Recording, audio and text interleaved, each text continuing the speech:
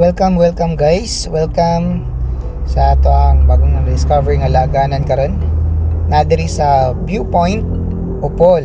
Yes, cafe and restaurant ni siya.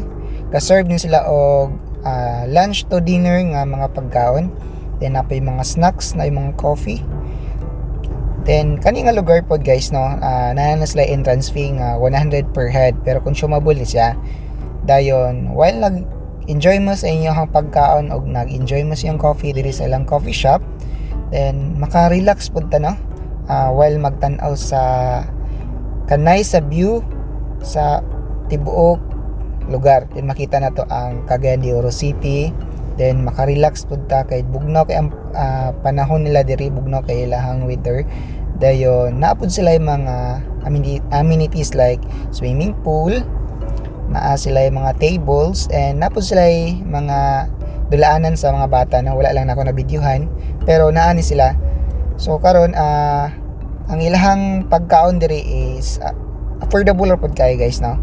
Dayon ang ilahang mga waiter pod diri is accommodating kayo, then very friendly. Then pwede dito mo maligo ri guys no, na ay swimming pool sila pero lahi og entrance.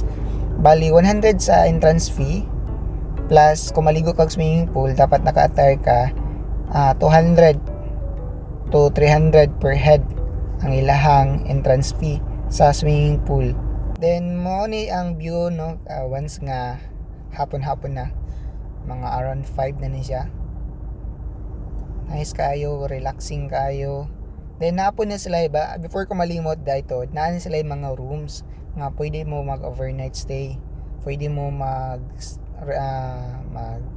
check in inana nani sila yung mga rooms guys. Then nadira sa side kana diyan side, then ga cater po din sila mga events like birthday party. Pag-coordinate nilang mo sa ilang page Viewpoint Opol, dayon makita na to diri no, daghan kay mga customers lag guest kay Friday ni siya sa gabi. Then makita nimo sa ubos, then makita nimo ang overlooking ang syudad. Dayon friendly area po ni siya.